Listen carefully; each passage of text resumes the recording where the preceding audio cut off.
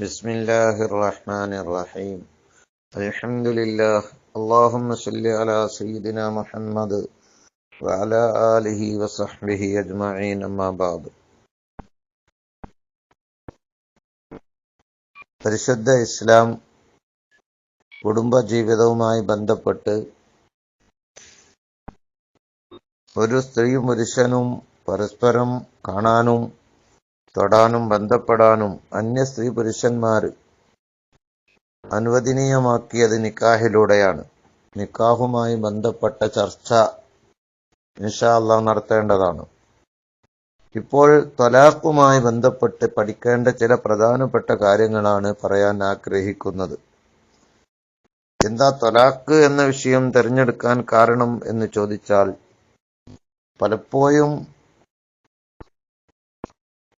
പലരും ത്വലാഖിന്റെ പദങ്ങൾ ഉപയോഗിക്കും ദേഷ്യം പിടിക്കുമ്പോൾ ഭാര്യമാരോട്. അങ്ങനെ ത്വലാഖിന്റെ പദങ്ങൾ ഉപയോഗിച്ചു കഴിഞ്ഞാൽ ഭാര്യമാര് വേർപിരിയപ്പെടും. പക്ഷെ വേർപിരിഞ്ഞ ഭാര്യയുമായി വീണ്ടും അവൻ ആ പദം ദേഷ്യത്തിൽ പറഞ്ഞതാണ് എന്ന നിലക്ക് വീണ്ടും അവളുമായി ഭാര്യയെപ്പോലെ കണക്കാക്കും. തലാക്ക് ചൊല്ലിയത് മറച്ചു വെക്കും.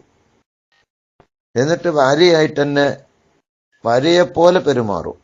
യഥാർത്ഥത്തിൽ അവിടെ നിക്കാഹ് ബന്ധം മുറിഞ്ഞിട്ടുണ്ട്. തലാക്കിന്റെ പദം പറയലോട് കൂടെ നിക്കാഹ് ബന്ധം മുറിഞ്ഞു. പിന്നെ അവളെ ഭാര്യയാക്കാൻ പാടില്ല.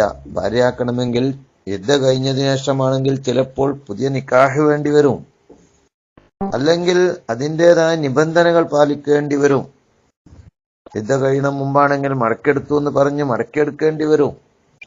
അല്ലാതെ ത്വലാക്ക് ചൊല്ലിയിട്ടും വീണ്ടും ബന്ധങ്ങൾ സ്ഥാപിക്കുക എന്നത് അന്യ പെണ്ണുമായി ബന്ധം സ്ഥാപിക്കും പോലെയാണ്.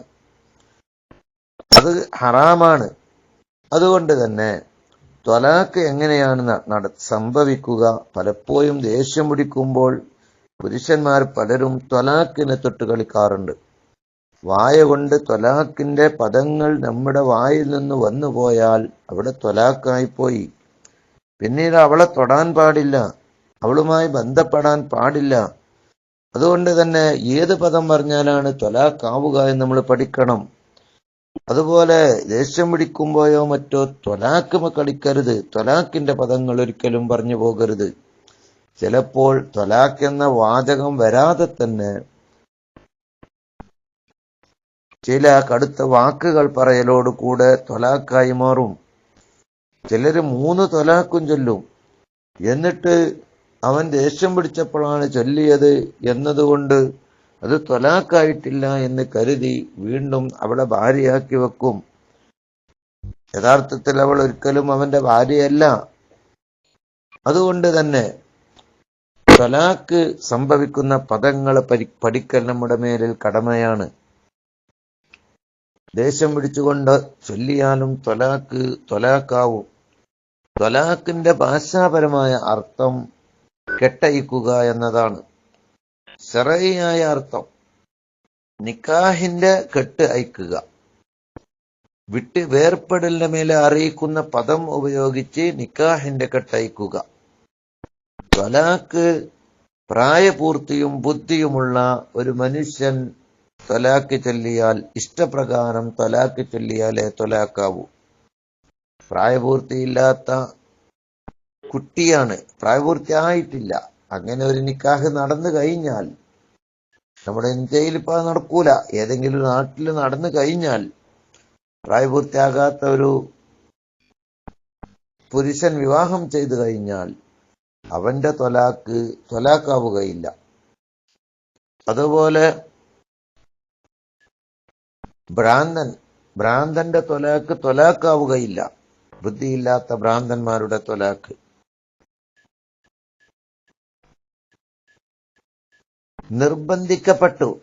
ഒരാളെ നിർബന്ധിപ്പിക്കപ്പെട്ടു, അടിച്ച് ഭീഷണിപ്പെടുത്തി ത്വലാക്ക് ചെല്ലണ എന്ന് പറഞ്ഞ് ഒരാൾ ഭീഷണിപ്പെടുത്തി പേടിപ്പിക്കാൻ പറ്റുന്ന വസ്തുക്കൾ ഉപയോഗിച്ച് പേടിപ്പിച്ചുകൊണ്ട് ഭീഷണിപ്പെടുത്തി പേടിച്ചിട്ടവൻ ത്വലാക്ക്, എന്റെ ഭാര്യയെ ത്വലാക്ക് ചൊല്ലി എന്ന് പറഞ്ഞു പോയാൽ അവിടെ ത്വലാക്കാവുകയില്ല. കാരണം ഇഷ്ടപ്രകാരമല്ല ആ ത്വലാക്ക് ചൊല്ലിയത് എന്നതുകൊണ്ട്.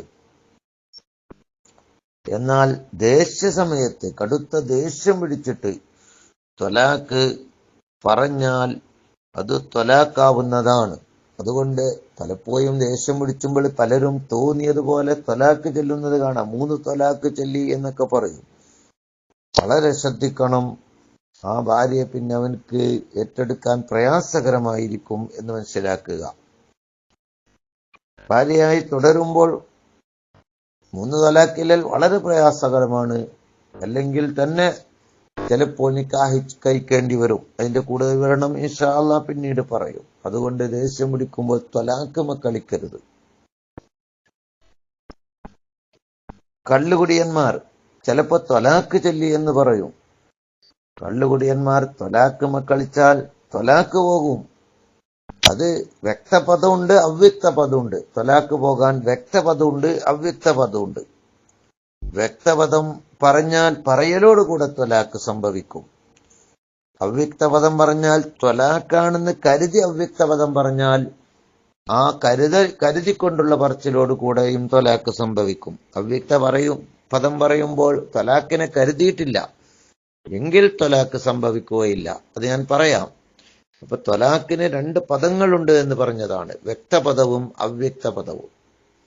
വ്യക്തപദത്തിൽ ത്വല്ലഖ്തുക്, നിന്നെ ഞാൻ ത്വലാക്ക് ചൊല്ലി എന്ന് പറയും പോലെ, അല്ലെങ്കിൽ ഫറഖ്തുകി, നിന്നെ ഞാൻ വേർപ്പെടുത്തി എന്ന് പറയും പോലെ, അല്ലെങ്കിൽ സറഹ്തുകി, നിന്നെ ഞാൻ വിട്ടുപിരിച്ചു എന്നൊക്കെ പറയൂൽ, വ്യക്തപദമാണ്.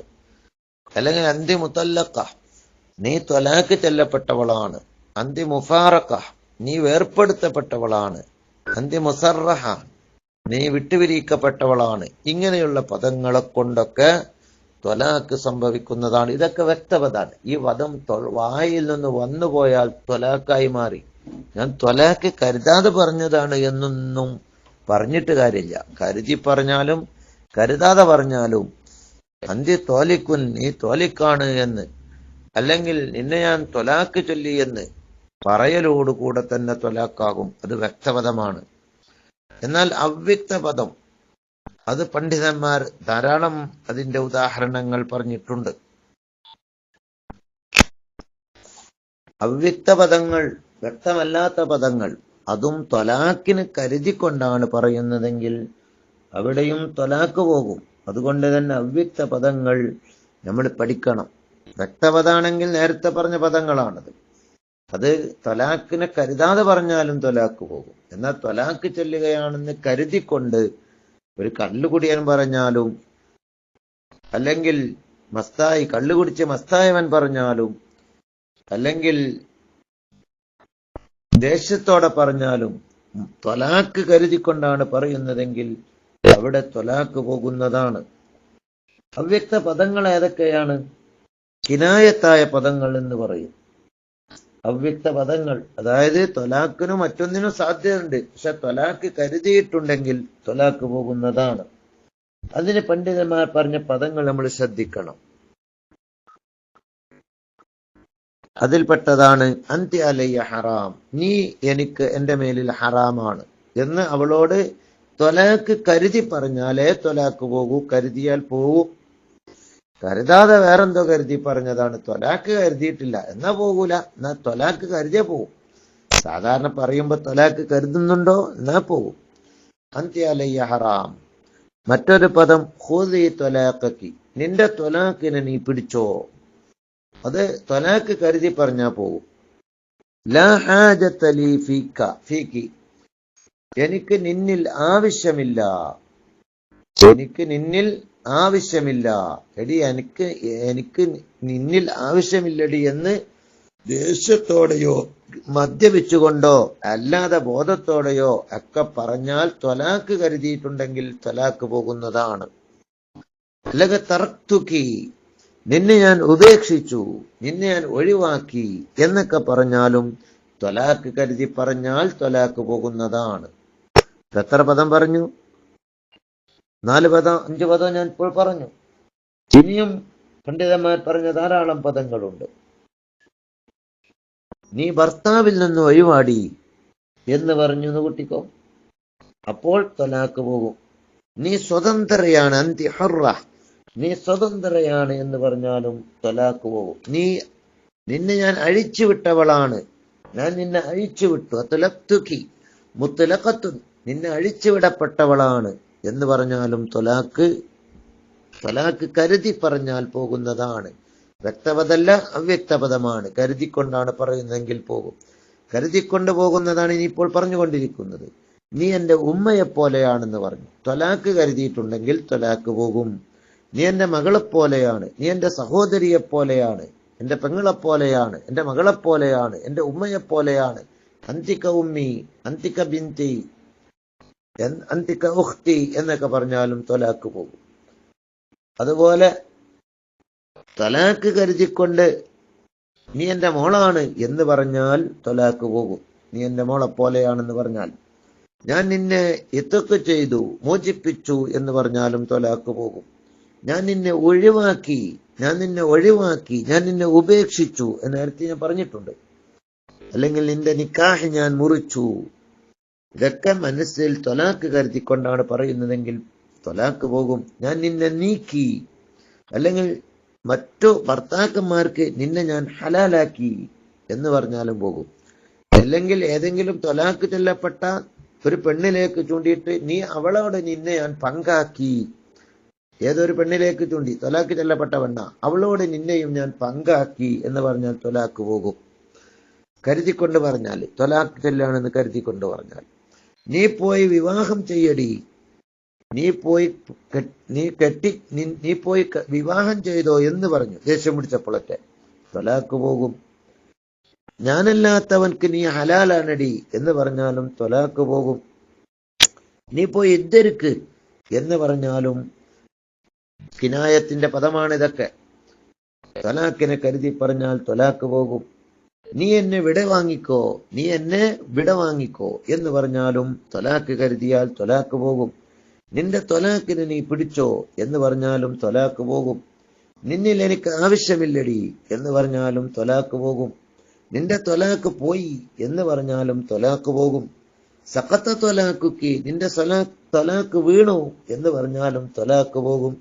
നിന്റെ ത്വലാഖ് ഒന്നാടി എന്ന് പറഞ്ഞാലും ഒരു ത്വലാഖ് പോകും. ഇങ്ങനെയുള്ള പദങ്ങളൊക്കെ നമ്മൾ ശ്രദ്ധിക്കണം എന്ന് പ്രത്യേകമായി ഓർമ്മപ്പെടുത്തുന്നു. അതുകൊണ്ട് തന്നെ ദേഷ്യം പിടിക്കുമ്പോൾ നാം പറയുന്ന പദങ്ങൾ വളരെ ശ്രദ്ധിച്ചുകൊണ്ടായിരിക്കണം കൈകാര്യം ചെയ്യുന്നത്. ത്വലാഖ് കളിച്ചിട്ട് ദേഷ്യം പിടിക്കരുത്, അത് അപകടമാണ്. അങ്ങനെയാകുമ്പോ പിന്നെ ചിലപ്പോൾ യുദ്ധ കഴിഞ്ഞു പോയാൽ നിക്കാഹിലേക്കും ആവശ്യമാകും. 3 ചെല്ലിയാല് കുറെ പ്രശ്നങ്ങളാണ്. അതുകൊണ്ട് ത്വലാഖ് ആരും കളിക്കരുത്. പലരും പറഞ്ഞു കേൾക്കുന്നത്, പലതും ദേഷ്യം പിടിച്ചുമ്പോ ത്വലാഖിന്റെ പദങ്ങൾ പറയും. ചിലപ്പോ ഇതുപോലെ അവ്യക്ത പദങ്ങളായിരിക്കും, നിന്നെ ഒഴിവാക്കടി എന്നൊക്കെ, അല്ലെങ്കിൽ നീ പോടി, ഇദ്ദരിക്കടി എന്നൊക്കെ ആയിരിക്കും പറഞ്ഞിട്ടുണ്ടാകുക. ത്വലാഖാണ് കരുതിയെങ്കിൽ പലപ്പോഴും ത്വലാഖ് പോകുന്ന പദങ്ങൾ പറഞ്ഞാൽ പിന്നീട് അവരുമായി ബന്ധപ്പെടാനോ തൊടാനോ കാണാനോ നോക്കാനോ പാടില്ലാത്ത അവസ്ഥ വരും. യുദ്ധ കഴിഞ്ഞാല് പിന്നെ പുതിയ നിക്കാഹിലേക്ക് ആവശ്യം വരും. 3 ത്വലാഖും ചൊല്ലിയാല് പുതിയ നിക്കാഹും പെട്ടെന്ന് ചെയ്യാൻ പ്രയാസമായിരിക്കും എന്ന് മനസ്സിലാക്കുക. അതുകൊണ്ട് എന്ത് ദേശീയ സമയത്താണെങ്കിലും നാം ഒരിക്കലും പുരുഷന്മാർ ത്വലാഖ് കൊണ്ട് കളിക്കാൻ പാടില്ല. അങ്ങനെ ത്വലാഖ് ചൊല്ലിക്കഴിഞ്ഞാൽ, ത്വലാഖ് വന്നുപോയാൽ സ്ത്രീകളും അവർക്ക് ഒരിക്കലും ഭർത്താക്കന്മാരുടെ മുന്നിൽ പോയി നാം ഭാര്യമാരായി നിന്നു കൊടുക്കാനും പാടില്ല. കാരണം ത്വലാഖ് ചൊല്ലപ്പെട്ടു പോയി. അത് ദേശസമയത്ത് ചൊല്ലിപ്പോയതാണെങ്കിലും അറിയാതെ പറഞ്ഞു പോയതാണെങ്കിലും ത്വലാഖ് കരുതി പറഞ്ഞ അവ്യക്ത പദങ്ങളും ഒക്കെ ത്വലാഖ് സംഭവിച്ചാൽ പിന്നെ ഭർത്താവിന്റെ കൂടെ കിടക്കാനോ അദ്ദേഹത്തിന്റെ മുന്നിൽ നിൽക്കാനോ അദ്ദേഹവുമായി ബന്ധങ്ങൾ സ്ഥാപിക്കാനോ പാടില്ല എന്ന് സ്ത്രീകൾ മനസ്സിലാക്കണം. അതുകൊണ്ട് പിന്നീട് അതിന്റെ നിയമവശങ്ങൾ പോലെ വരും. ഇൻഷാ അല്ലാഹ് ത്വലാഖ് നടന്നാൽ പിന്നെയുള്ള ബാക്കിയുള്ള നിയമങ്ങൾ എന്ത്, ആ കാര്യങ്ങൾ ഇൻഷാ അല്ലാഹ് നമുക്ക് അടുത്ത ക്ലാസ്സുകളിൽ പഠിക്കണം. അള്ളാഹു തൗഫീഖ് നൽകട്ടെ. വളരെ ശ്രദ്ധിക്കണം. മറിച്ച് തലാക്ക് 3 ചൊല്ലിയിട്ട് വീണ്ടും അതിങ്ങനെ ഒത്തുപോകുകയാണെങ്കിൽ വ്യഭിചാരങ്ങളാണ് നടക്കുന്നത്, ഹറാമുകളാണ് നടക്കുന്നത്. തലാക്ക് ചൊല്ലിയ പെണ്ണിനെ വീണ്ടും ഇത കഴിഞ്ഞിട്ടും അവളെ അല്ലെങ്കിൽ ഇദ്ദയിലായിട്ടും ഈ കാര്യങ്ങൾ നിക്കാഹോ മറ്റോ ഇല്ലാതെ ഇങ്ങനെ തുടരുകയാണെങ്കിൽ ഹറാമുകളാണ് ചെയ്യുന്നത്, ഹറാമ് ചെയ്തുകൊണ്ടിരിക്കുകയാണ്, അന്യപെണ്ണിനെ തൊടുന്നത് പോലെയാണ് എന്ന് നാം മനസ്സിലാക്കണം. സ്ത്രീകളും മനസ്സിലാക്കണം, പുരുഷന്മാരും മനസ്സിലാക്കണം. ത്വലാഖ് കൊണ്ട് ദേശസമയത്ത് കളിക്കരുത് എന്നൊന്നും കൂടി ഓർമ്മപ്പെടുത്തുകയും ഇങ്ങനെ സംഭവിച്ചാൽ പരസ്പരം ഹലാലാവുകയില്ല എന്ന് മനസ്സിലാക്കണം എന്നുകൂടി ഓർമ്മപ്പെടുത്തുന്നു. അസ്സലാമു അലൈക്കും വറഹ്മത്തുള്ളാഹി.